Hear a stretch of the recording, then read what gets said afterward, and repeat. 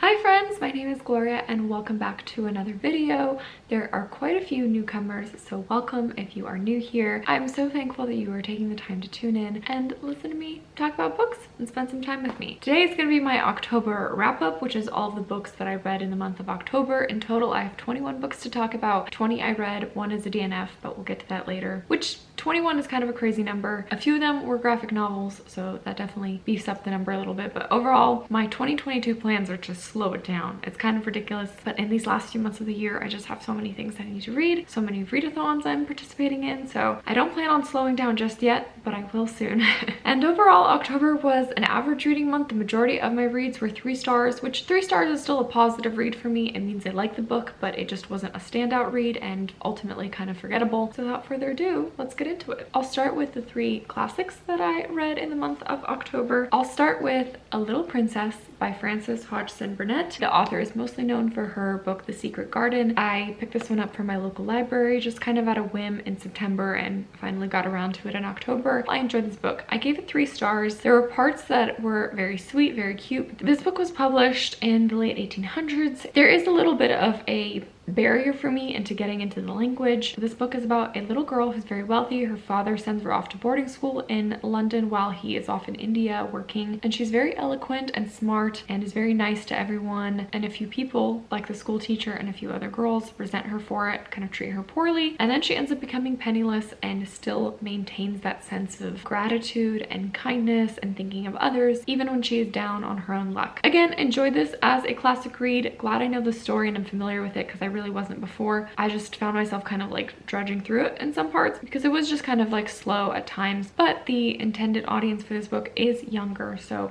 if I was maybe a younger reader, I could relate to some chapters in here that were more about imagination and whimsy than I could as an adult. So there's that one. I then picked up The Yellow Wallpaper and Other Stories by Charlotte Perkins Gilman. I picked this one up for Hey Readathon, which was a readathon hosted by Chantel from Chantel Reads All Day, and one of the prompts was to read a short story or collection of short stories. This one was the only one on my TBR, and I can't remember where I originally heard about this, but it was on BookTube. This is a classic collection of short stories, the main one being The Yellow Wallpaper, which is kind of this like gothic, mysterious, unreliable narrator, this woman who is writing in her diary. She's sort of grappling with her sense of reality and kind of like going mad and losing her mind, and she's seeing things in her room in the wallpaper, and she's really like shut up in a room. Her family doesn't let her come out. So that particular short story was like her mental breakdown. I did find that some stories in this collection were very interesting. They did have feminist themes. There was stories here on marriage and divorce and working women and adultery, which if you think about when this was written, which was also the late 1800s, early 1900s, it is very interesting. The themes were interesting, but I don't like short stories. And as quirky and interesting as some of these stories were, I need to spend more time with characters. I'm such a character girl. I can't connect and I don't have enough time to sit with the character, to dive in, to care enough. So I don't think I'm a short story kind of gal, and that's fine. I feel a little bit like bad about that. I'm sure there are good ones out there, but I don't want to just read something that's short and then over with. I want to know more and I want to be invested, and I'm just not really invested in short stories, but I can really appreciate what this author did for her time. And the 3rd classic I picked up was My Cousin Rachel by Daphne du Maurier. This is my 2nd book by this author. I read Rebecca earlier this year and absolutely loved it. It was a 5-star read. This one I will also say was very well written, and I also can appreciate what the author did here, but I was not for this romance that exists in this book. So basically, this book's main character is a 25-year-old man named Philip. His father figure, which is actually his cousin, goes on a trip to Italy where he then marries a woman named Rachel, which in England, I guess cousins, like marrying cousins, was totally cool. So really everyone is cousins in this book, which is a little incestuous and kind of gross to read about, but I guess that was okay for when this was written, so it wasn't that weird.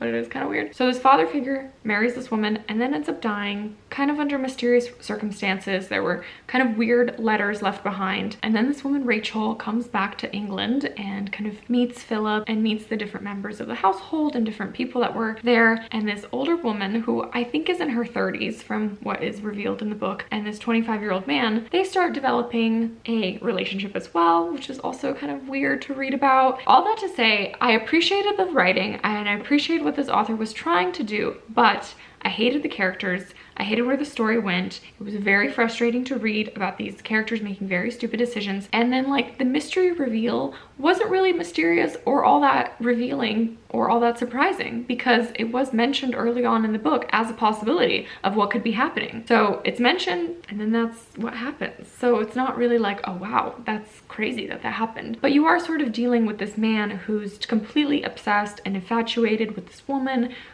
there's not that much to really actually like. And so yeah, those are some of the reasons why this one just didn't work for me like I wanted it to. Moving on from classics and jumping into nonfiction. Let me start with No One Is Too Small to Make a Difference by Greta Thunberg. A tiny little book. I also gave this 3 stars. It was inspiring somewhat, but really this is just a collection of Greta Thunberg's speeches that she's given at various climate change events and conferences and meetings and stuff like that around the world. And they're very, very repetitive. So it's really more just like read her one main speech online and you get the gist of this book. But Greta Thunberg is a young climate activist in Sweden. She's known for doing like a sit-in on Fridays, basically skipping school and standing in front of her Parliament government building to fight for climate change. And like I said, this book is just her speeches that she's given and kind of her manifesto of what she has to say. Along the same lines, I picked up Losing Earth, A Recent History by Nathaniel. Really the only reason why I picked this particular book up in October was because I needed to read a book with an element in the title for Buzzwordathon, that being fire, water, earth, or wind. So earth was in the title, and it's also a very short nonfiction about the climate crisis. But I gave this book 2 stars. It's my only 2-star read of the month. This was really just more about the political figures that are involved in the climate change kind of movement and how really the American government and then the general public became aware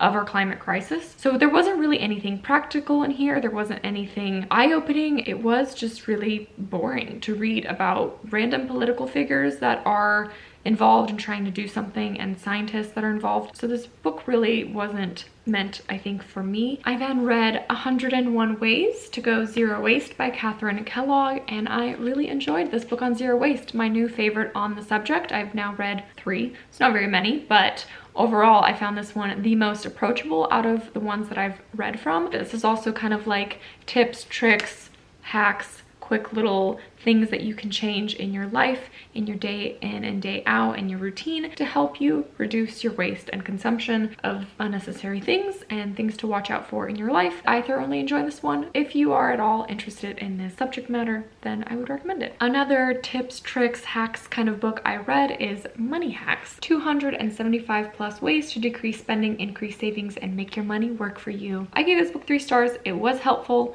It did what it said it was going to do. This book is also full of tips and tricks and little hacks. Some were useful, some were not. This is a library book, so I took some pictures of the hacks that I thought were interesting or relevant or that I wanted to look into more. And this is probably a good starting place if you don't really know anything about money or saving or having a budget or anything like that. But I am not so much a beginner that this would be super relevant to me. So I think I'm farther down the line than who this intended audience is for. A book I started back in April but read the majority of it in October is Come As You Are, The Surprising New Science That Will Transform Your Sex Life by Emily Nagoski. This was a interesting book, a helpful book. I also gave it 3 stars. There were some things that were very eye-opening and interesting to learn about. Overall, this book's main point and agenda is to debunk some myths and misconceptions around sex, particularly how women have been kind of taught and trained and influenced in their lives by different things and our culture at large to view sex and view their bodies and how stuff works. And this book did a good job of unearthing and debunking those myths and misconceptions, as well as going through how our bodies function during sex and the science behind it. And like I said, I liked it overall, was a helpful resource.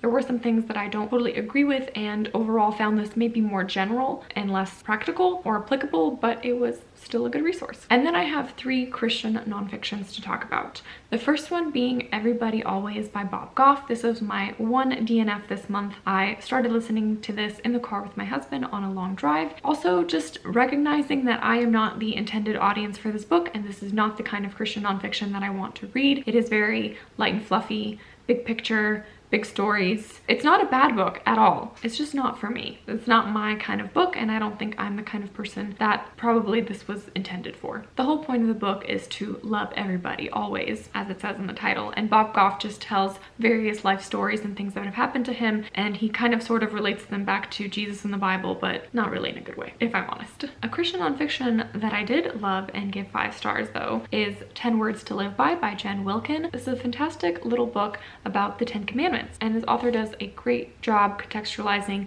the 10 Commandments and how they were written for the Israelites, as well as bringing them to present day and how they are relevant to us now. I did a in real life book study with some of my friends, so we would read a chapter and then meet together and talk about it. This book has discussion questions at the end of each chapter, spaces to take notes and journal, and things to process and think about. So this is a great accompaniment to doing a Bible study or book study on the 10 Commandments, and overall was a fantastic read. Another Christian nonfiction that I read is The Pursuit of God by A.W. Tozer. This is a modern classic Christian nonfiction. I read this with Krista from Brooks and Jams and a bunch of other ladies. We did 2 live streams. I'll link those down below if you're at all interested. But it was very fun to read something like this alongside other people as well. So a booktube book club as it was, and a thoroughly enjoyable experience. This is pretty theologically dense. It takes a little bit. It's a slow read. It's a lot to process and a lot to wrap your mind around. And also this was written in the 1940s, so some language and like theological things in here just take a little bit longer to process. At least that was my experience living in the day and age that I live in now, and the kind of books and content I'm used to reading. This one just, I had to like step back and slow down a little bit, but it was still great. I gave it 4 stars. Now these are all technically also nonfiction, but I have 5 graphic novels to talk about. Now graphic novels are a newfound thing for me that I discovered this summer. I think that they're fantastic. They're really good for getting you out of a reading slump, so that's kind of like my go-to. And I particularly like nonfiction graphic novels because I think they're a very digestible and approachable way to kind of take in some nonfiction, some history, historical events that have happened and stuff like that. The first one I read is The Shadow of the Fallen Towers, the second minutes, hours, days, weeks, months, and years after the 9/11 attacks. I thought this book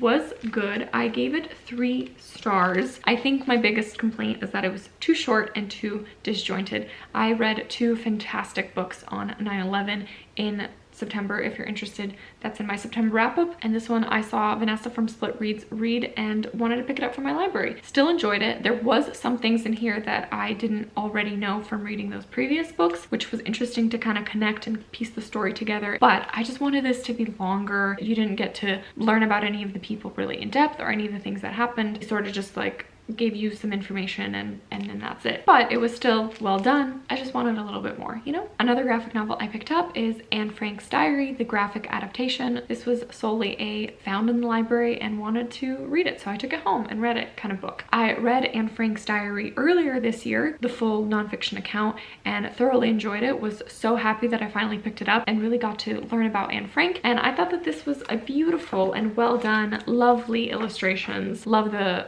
illustration work in this one, and I think this is also a totally more approachable book if people don't read that much nonfiction. This is a great kind of modification and adaptation to pick up an illustrated graphic novel if reading a bigger nonfiction book is a little bit daunting or not as fun for you. This is very true to the book, and there wasn't anything really fictionalized in here. The illustrations just kind of bring to life some of those diary entries that Anne Frank wrote about. I thought this one was great. And then lastly, for graphic novels, I read the March 3-book series by John Lewis. I gave all these books 4 stars, maybe like a 4.25.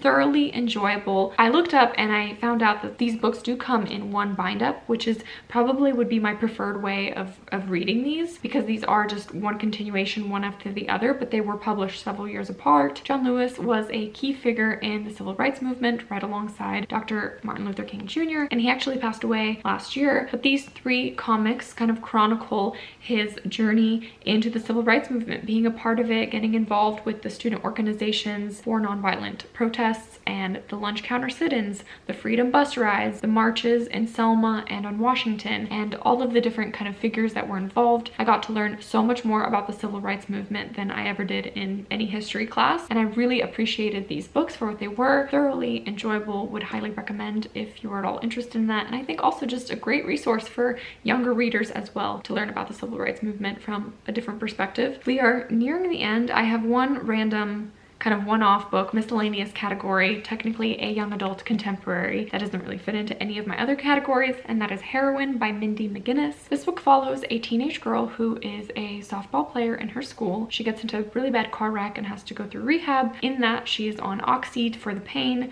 which then she becomes addicted to, and then that leads to her having a heroin addiction. Obviously, huge, content warning for drug use, drug abuse, drug overdose, all that kind of stuff. But I thought it was well done. I gave this book 3.5 stars. Obviously, it was kind of sad to read about this one girl's descent into that darkness. I did read Go Ask Alice when I was a teenager, and that's also about a girl who kind of has drug use and all that kind of stuff. And I think that's why I was like interested in this, because for me, Go Ask Alex, I have no idea if it holds up. I've heard people say it doesn't. I heard it's a bad book. I haven't read it as an adult, but that this was like reminiscent of that and kind of nostalgic of that kind of teenage experience. I was never involved in drugs at school, never tried anything. So I don't know why I'm so like intrigued by this kind of teenage experience. I know it's very common, but overall it was dark and it was sad and it's a bit intense. There's a lot of language in here. So, be wary of all of that if you're going into it. I thought it was well written, and it was interesting because Mindy McGinnis wrote a book, The Female of the Species, which is all about rape and sexual assault and the mind of like this girl who wants to be a serial killer. That was a 2-star read for me, kind of a weird dive, but this one was more interesting to me, and definitely a hard-hitting YA contemporary, which is not my usual read at all. And lastly, I have 4 historical fiction reads to talk about. The first one being Drums of Autumn by Diana Gabaldon. This is the 4th book in the Outlander series. I really can't tell you too much about this book because without giving anything away that happens in the other ones, but Outlander is this big historical romance, time travel, saga, adventure book. And I think, like I mentioned in some of my other videos, Claire and Jamie are the main couple and they're just really fun to root for. The first book is set in Scotland, the second book is set in France, the third book is set on a journey on a boat to the Caribbean, and then this one is set in America. I enjoyed this one more than books 2 and 3, so this kind of like revamped my excitement for the series to continue. I have quite a long ways to go. The 9th book is coming out in November. I won't be able to catch up before that comes out, but my plan is to get through all of them by the end of December 31st. And I'm not the only one. Brittany from Literarily Smitten is also reading all of these by the end of the year, so I feel like we are unintentionally buddy reading all of these books. This one was probably the biggest book I've read. It was about a 45-hour audiobook, and this is a book that's over 1,000 pages, but I am excited to continue reading the series. Next up, I picked up The Alice Network by Kate Quinn, one of those very beloved big booktube historical fiction books on all the historical fiction lists. And surprisingly, I only gave this 3 stars. Both of the Kate Quinn books I've read, I've given 3 stars. So I don't know what that tells you, but this book follows a teenage girl who's pregnant and goes to France to get rid of this pregnancy with her mom, but instead she decides to go on this epic adventure to try to find her cousin who's been lost since the end of the war and hasn't heard from her since. So she meets up with this random group, this woman who used to be a spy and this young guy who's her chauffeur, basically befriends them and then goes on this epic adventure to try to find her cousin. And then it flashes back to the First War, to the woman who was a spy and her time being a spy and all the stuff that she got up to. I can't really put my finger on why I didn't totally love this book, because there was good character development. I think it was because it didn't fully care about the characters that were developed. They weren't totally realistic and lovable, and it just felt a little bit random. Maybe I'm realizing I'm not really into spy stuff. Maybe I'm not into that storyline, but for some reason I didn't connect with this book like I was hoping for, and I can't really tell you why. I also finally read The Great Alone by Kristen Hanna. This book is set in Alaska in the 1970s, following a young girl in her coming of age story growing up in Alaska alongside her very abusive father and her mother living in the Alaskan wilderness. So this book is like part coming of age and part survival wilderness story as well. I had a really hard time rating this book. I ended up giving it 4 stars because I think it was well written. This book is just very, very heavy. The thing I'm realizing about myself is I don't have a problem reading about sexual assault. I don't have a problem reading about drug use. I feel like those kind of trigger warnings from some people don't trigger anything with me. And even though I've not experienced or will ever experience domestic violence, I just I could not read about domestic abuse easily, and you shouldn't be able to, but I just had such a hard time reading this book because this book is just jam-packed with very descriptive and heavy domestic violence. The man in this book was a prisoner of war during the Vietnam War, and so he comes back kind of never the same again to his family, to his wife and his daughter, and he's not only physically very abusive to his wife, but also very manipulative and controlling. There's just a lot of like male stupidity and ego and pride in this book, and I cannot stand that. I just have such a hard time reading about stupid men in books. I just can't handle it, and that was really what I was battling and struggling with. But I think it was well written. That's not a problem that the author had or that it was badly portrayed. I think it was just, I was so uncomfortable reading this book. The young girl, the main character of this book, has this like sweet romance. There is this coming of age story and this girl realizing a lot of things about herself and her family and her situations. So overall, I thought this book was great. It's just very, very sad, very, very heavy. There were really no parts that were light or felt like they offered some sort of relief after the really hard scene that you had to read about. It just kept going down. It just kept getting worse. It just felt very hopeless to me. So I guess that's all I'll say is it's well written. It's a very sad story. If you don't mind those big, heavy topics, then I would read it.